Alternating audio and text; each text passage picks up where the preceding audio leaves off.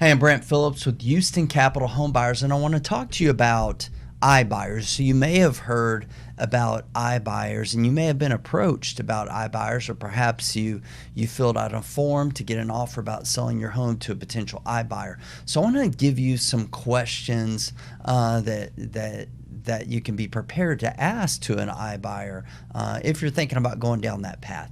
So first thing I want to talk about real quickly is, what does iBuyer mean? What does that stand for? Well, it stands for a few different things, and depending on who you talk to and who you ask or what you read, you may get a different response to that. So it stands for a few different things. So first and foremost, an iBuyer, what is an iBuyer? It's a company that basically uses technology, does a lot of online lead generation through different websites and blogs and things like that, and through clickable ads online. And they're an investment company. So the other thing that the I sometimes represents is that, like, it's an investment type of buyer.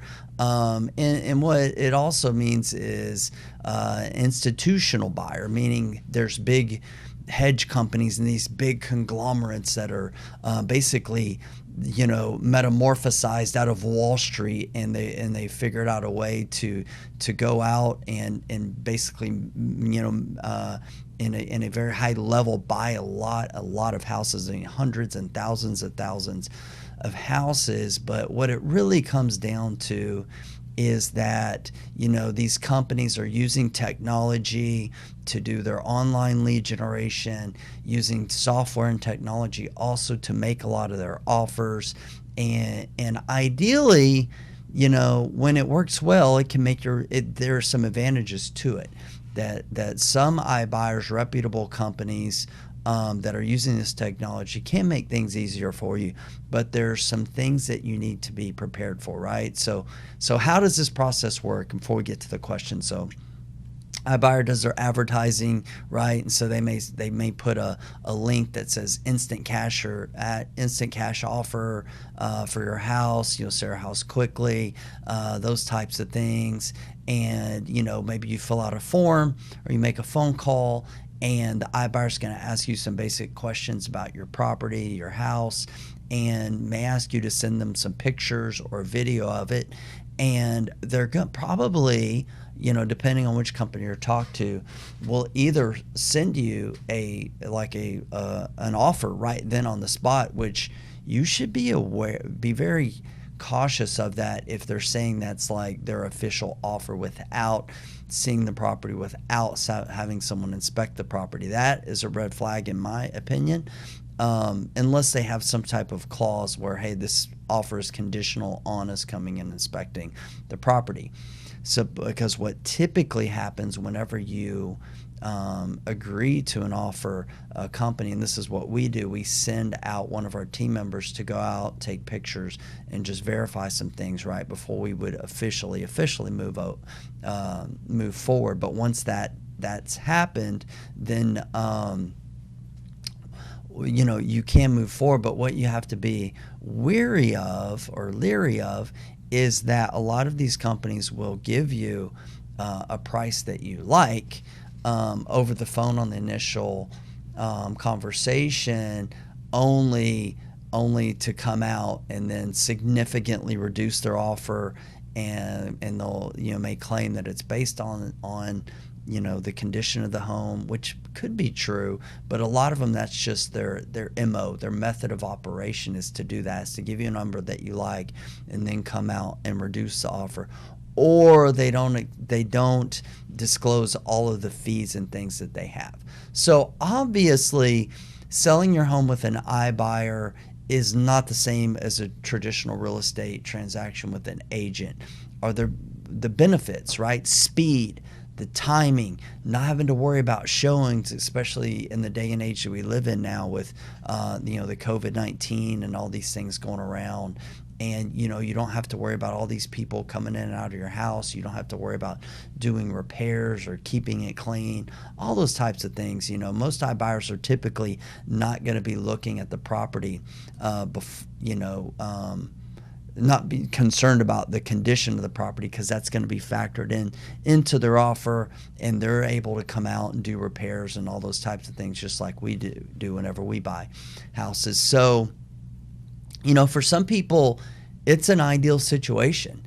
The people who typically work the best with iBuyers and companies like ours are people who value their time over money, value their peace of mind over money. They have more important things to tend to in their life rather than getting every last dollar out of the house. And I'll tell you that if you're in a position where, absolutely getting every dollar that you can out of the house and maximizing the value of your home, it's not going to be with an iBuyer, right? And it's not going to be with our company.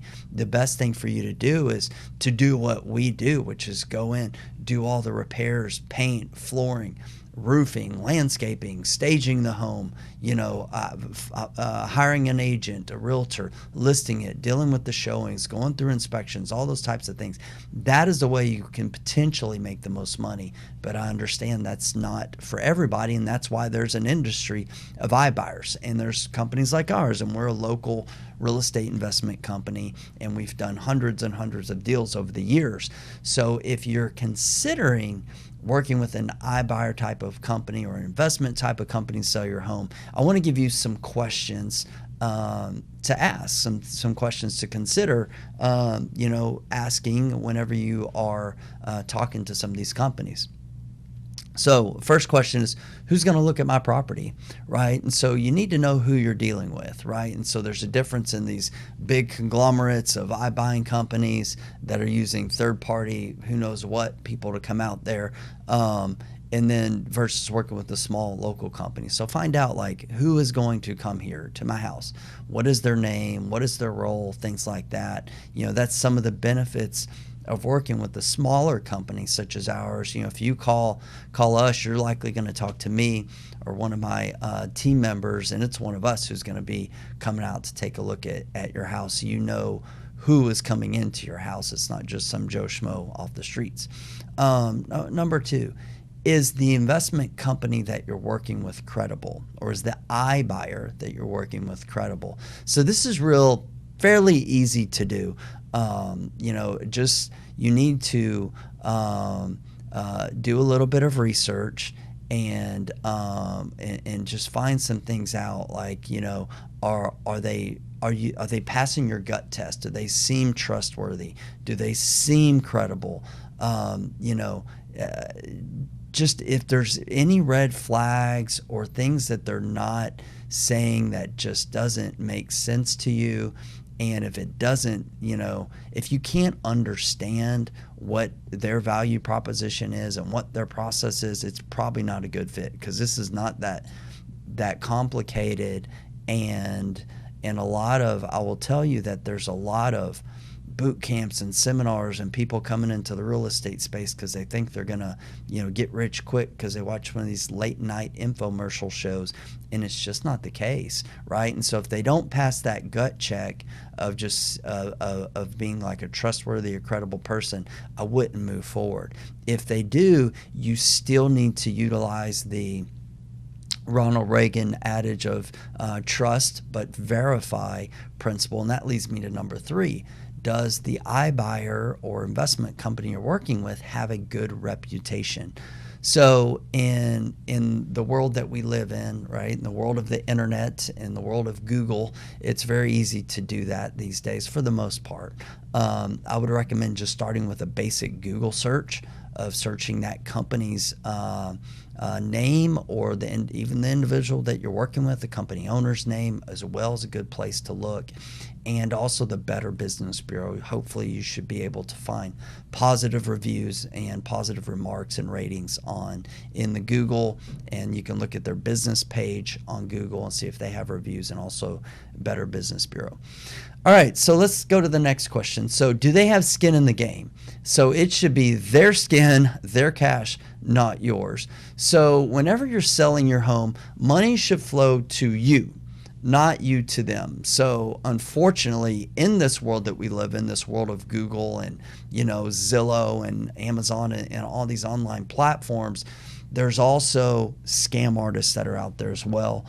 So never should anyone be asking you to pay any money to receive an offer from an iBuyer or to come out and inspect your house or anything like that. A traditional real estate agent and the traditional real estate sales process doesn't work that way, and neither does this.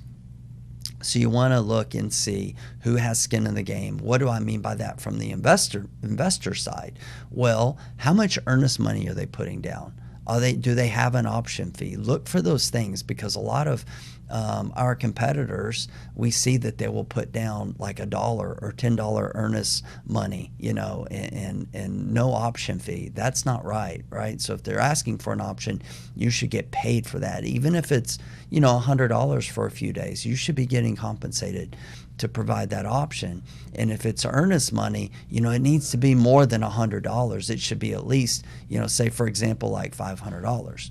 So another question for you to ask is, what are the fees, or what are the closing costs, right? So be cautious here, because a lot of these iBuyer companies, they have big fees and they don't readily disclose those.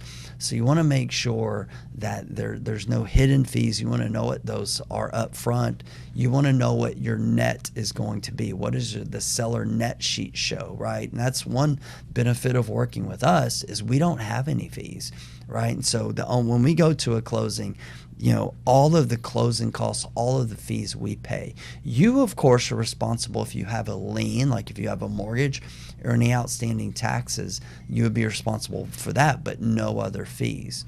Okay, another question that you'll want to ask is, when do you get paid and who's going to pay you, right? So that's a very important question. So with us, it depends on the contract and when we're going to close. We can typically close in as little as 5 business days. So you just need to ask that question. It's like, hey, when are we going to close and when do I get paid?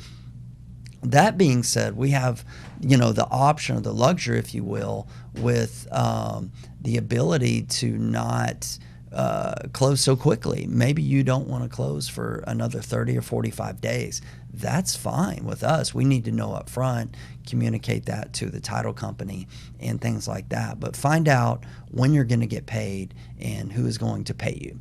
And once again, this is a great time too to clarify, are there any other hidden fees or anything like that, right? So you really want to clarify that. And the last question you may consider asking is anything that you want, right? So don't hesitate to ask any question that comes into your mind, right? There's no such thing as a dumb question. So any concern that you have, any question that you have, you need to ask that to whoever you're working with, right? Because this is a big decision, right? Selling our home these are some of the biggest financial decisions that we make in our life. So don't hesitate to ask any questions that you have, any concerns that you have. If you see negative reviews, ask them about that, right? You want to feel good about that, because the good thing is, in the situation of if you're considering selling your home to an investment company such as ours or to an iBuyer, you do have options. There are a lot of people in this space, so feel free to call 2 or 3. Make sure that you feel good with who you're working with. So I hope this was helpful. Let us know if we can help you. If you have questions, we'd be glad to do the best that we can to answer any questions for you in selling your home.